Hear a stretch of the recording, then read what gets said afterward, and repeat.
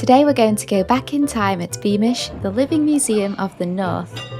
Inspired by Scandinavian folk museums, Beamish is a very popular, interactive, open-air museum in County Durham. Here you'll discover what life was like in the northeast of England during the Georgian, Edwardian and Victorian times. This video will show you how we spent an unforgettable day at Beamish to give you an idea of what you could see and do on your trip. We'll wrap up the video by sharing relevant practical information, tips and anything you may want to be aware of before your visit. Our day started with the newly opened 1950s Front Street Terrace. There wasn't a huge amount to see here just yet, as it is still a work in progress.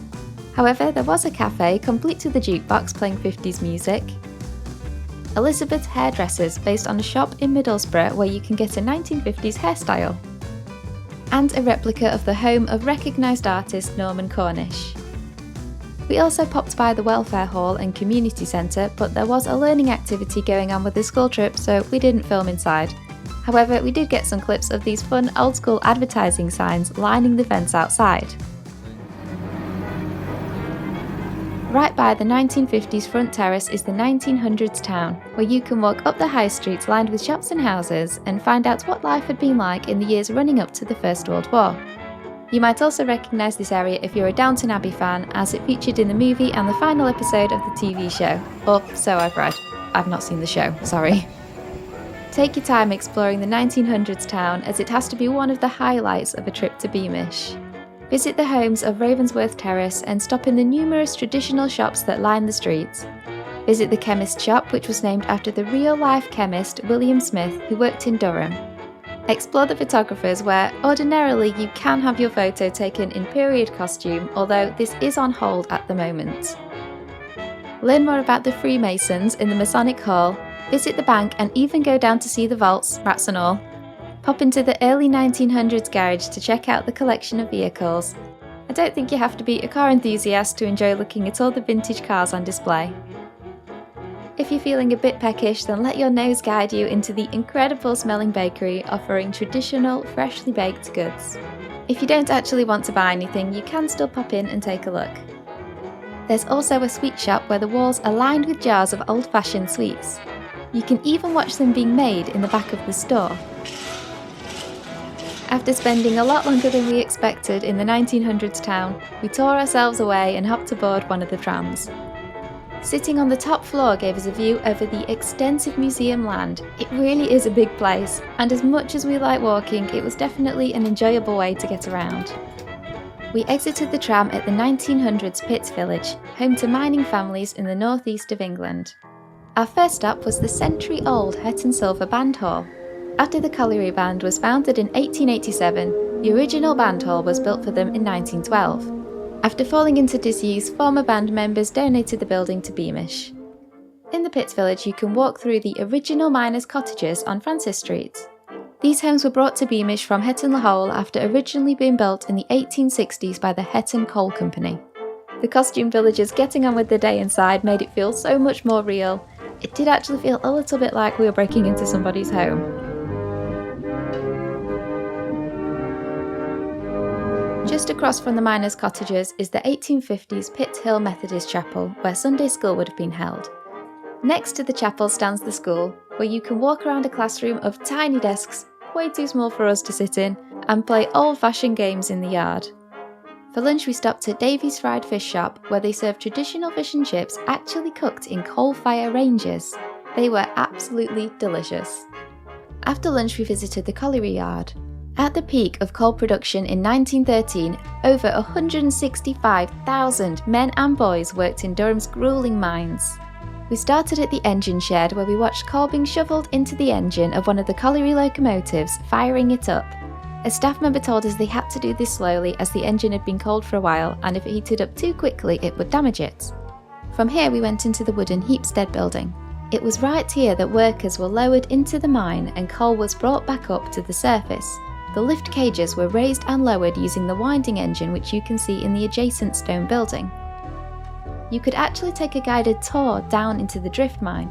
Sadly, we didn't have time to squeeze this in on our visit, which is a shame because it sounds like it would be such an interesting experience. If you've been down the drift mine at Beamish, we'd love to hear about it. We left the colliery and went even further back in time to the Georgian period of the 1820s. Walking by the cow pasture, we came to a tiny heather-thatched cottage, which is actually a recreation of the home of Joseph Headley, an acclaimed Georgian quilter who was murdered in 1826. Just past the cottage is the medieval church of St Helen, which was originally built in Eston. After suffering from decades of vandalism, the church was dismantled and then rebuilt in Beamish, brick by brick. Keep your eyes peeled and you might see numbers on the wall. As part of the deconstruction, all the bricks were carefully numbered so the church could then be rebuilt exactly as it had been. Up the hill was the beautifully restored Pockerley Old Hall, which would have been let to the tenant farmers who cared for the land. This is one of the original buildings found at the site of the Beamish Museum. In front of the house is the ornamental garden, which will probably look much better if you aren't visiting in winter like we did. In the house you'll walk through rooms like a smoky working kitchen, complete with a cast iron range and brick bread oven. Downstairs you can also see the dining room, the pantry, and the scullery, which would have been used for washing dishes and doing other domestic chores. Upstairs you'll find the bedrooms. You'll also see a room where grain was stored and joints of meat were hung, ready to be smoked. As time was ticking on, we hot-footed it to the 1940s farm area, where you can see what farm life was like during the Second World War. Unfortunately, during our visit, the farmhouse was closed due to storm damage, but the cottage was still open. At this point, it was museum closing time. Even though we were there from open until close, we didn't manage to see everything at Beamish, but I do think we managed to squeeze a lot in.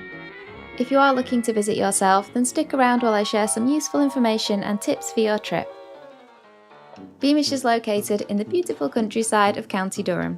If you're driving, set the directions to DH90RG. Parking at the museum is free and there seems to be plenty of space. Beamish is accessible by the number 28 bus from Newcastle City Centre or the 8 from Sunderland Interchange.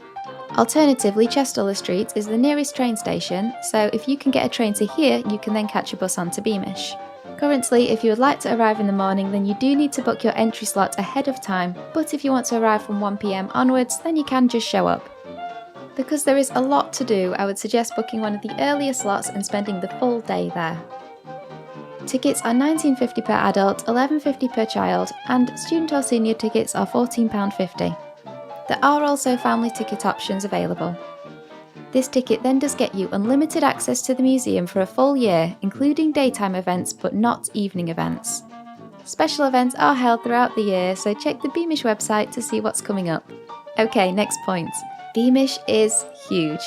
While I think you could pop into each area in the space of a day, there is simply too much there to explore every corner and take in every detail, and they're continuing to expand the museum, so really, if you live close enough to the museum, then you'll probably want to make the most of that unlimited annual access with your tickets. I would suggest having an idea of anything you and your family definitely want to see and prioritising that before you get too distracted by all of the other things there are to see there. If there isn't anything in particular that you already know that you want to prioritise, then I would suggest focusing on the 1900s town and the 1900s pit village and colliery. My advice would be to start in the 1900s town so you can visit the shops with lower crowds and shorter queues. In the spirit of not rushing to fit everything in, I'd also say take the time to talk to the staff. They are all very welcoming and share lots of information on the history of their area. I learned about things that were completely new to me. For example, a staff member in a store of the 1900s town explained the use of a cash ball that rolled along a slope track on the ceiling to carry money between the sales desk and the cash office. Given that the museum is so big, let's talk about getting around. You can walk the grounds and there are signs telling you the distance to walk between the different areas. Even if you are happy walking, I would suggest still having a ride on the tram at least once, as it's free and it is an experience in itself. If you do want fish and chips, then we found that there was a long wait. This may ease once the fish and chip shop at the 1950s front terrace is up and running, but in our experience, waiting for food did eat into valuable exploring time, so I would suggest bringing some food with you in case queues are huge. In an ideal world, you would save your visit for a good weather day, but we can't let the potential of a bit of rain stop us from day trips, or we'd probably never go anywhere. Do make sure you bring waterproofs and an umbrella though, just in case, as in many areas there will be little shelter from the elements. Well-behaved dogs are allowed around the museum if they're kept on a lead, but do know that unless they are an assistance dog, then they are not allowed into all of the buildings and exhibits. If you've been to Beamish and have any tips that we missed, then do share them in the comments. If you're looking for other activities in County Durham, then we do also have a video of things to do in the city of Durham, which I will link here. We also have videos of other places to visit in the UK, so I'll leave a playlist here if you're still looking for more ideas. Thanks for watching, I hope you have a great stay at Beamish.